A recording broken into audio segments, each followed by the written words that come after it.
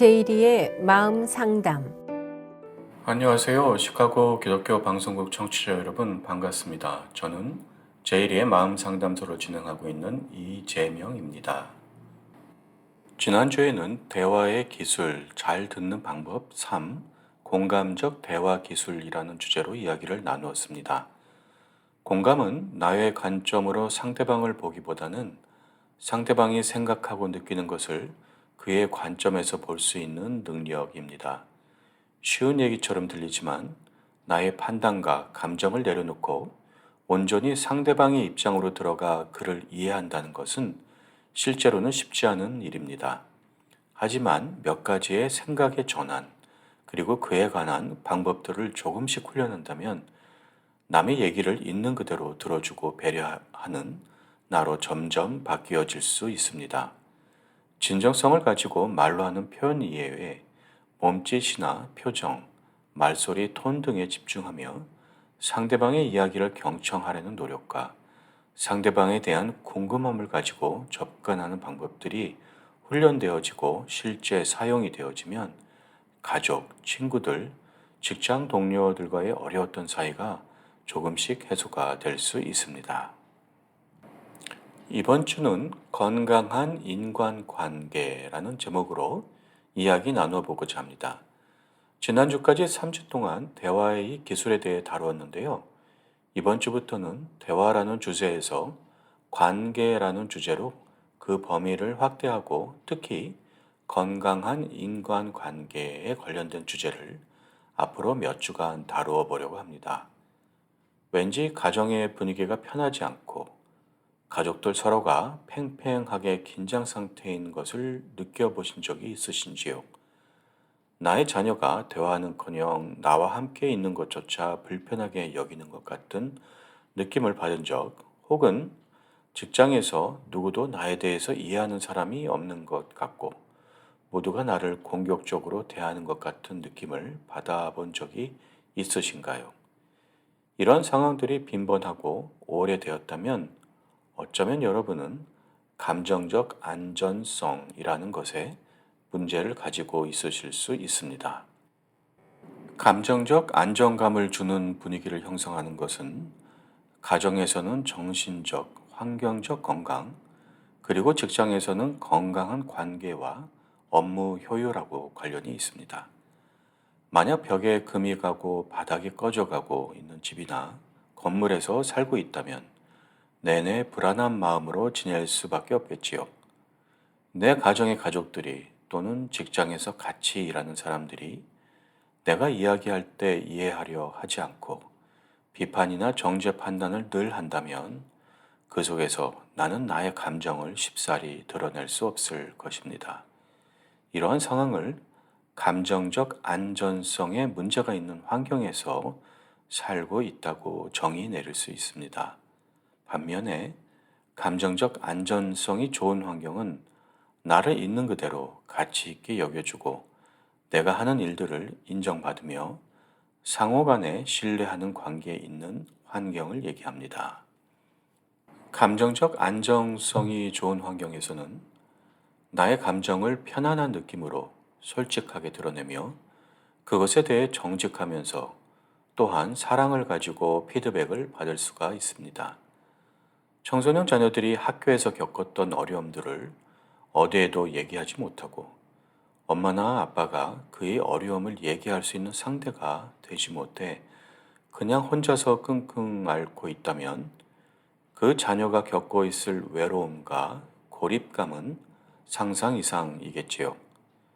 왜 나의 자녀가 또는 나의 배우자가 그들에게 일어나는 일들을 나와 함께 나누며 같이 울고 웃지 못할까 하는 것에 대해서 고민을 하신 적 있으실 것입니다.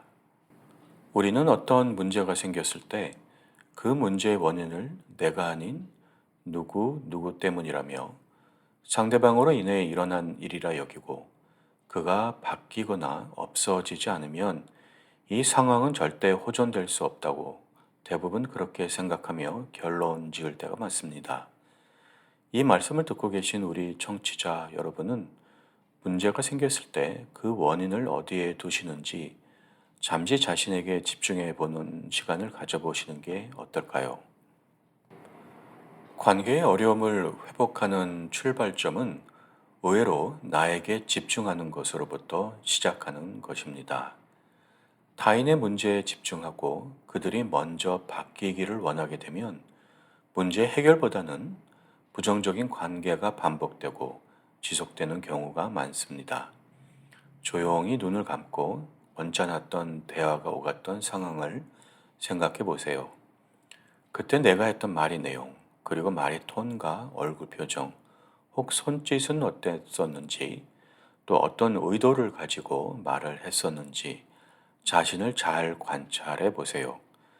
내가 상대방의 말을 들어주려고 노력은 했었는지, 아니면 상대방이 말을 가로막으며 내 주장만 하려고는 하진 않았는지 살펴보세요. 가끔이라도 상대방이 어떤 어려움을 가지고 있는지 관심도 가져보고 아무런 정죄 판단도 없이 그저 도움만을 주려고 했었던 적은 있었나요? 자신을 관찰해 보세요.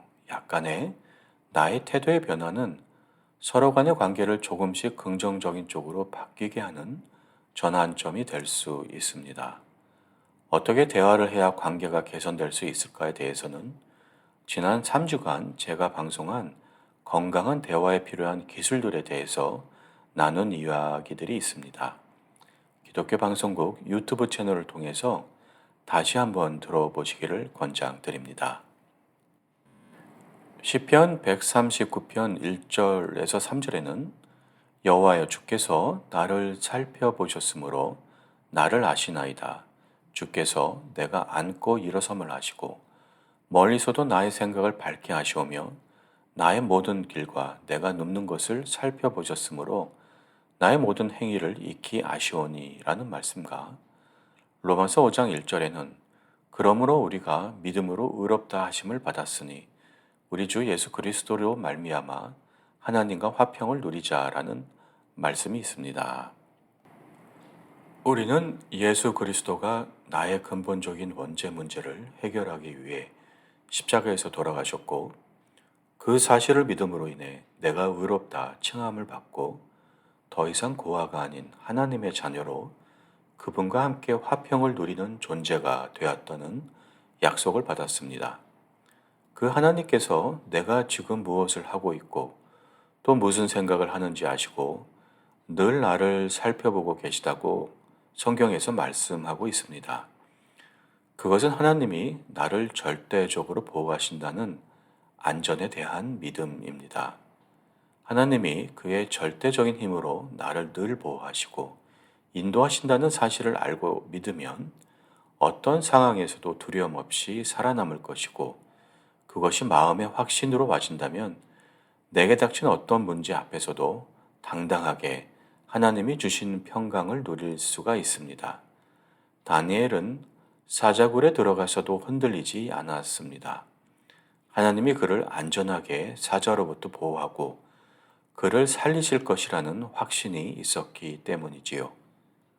그러나 그리 아니하실지라도 우상 앞에 절대 절하지 않고 오직 여호와 하나님께 영광 돌린 다니엘이 하나님에 대한 믿음을 가지고 이번 한 주간 묵상해 보며 나를 끝까지 안전하게 보호하실 하나님이 나와 영원히 함께 하실 것이라는 확신을 기도로 누리시는 시간 되시면 좋겠습니다. 오늘도 저와 함께 해주신 청취자 여러분께 진심으로 감사드립니다. 다음 주 화요일 이 시간에 다시 뵙겠습니다. 감사합니다. 지금까지 미드웨스트 에이시언 헬스 어소시에이션의 서브스텐스 유스 프로그램 매니저로 계신 제이리의 마음 상담이었습니다.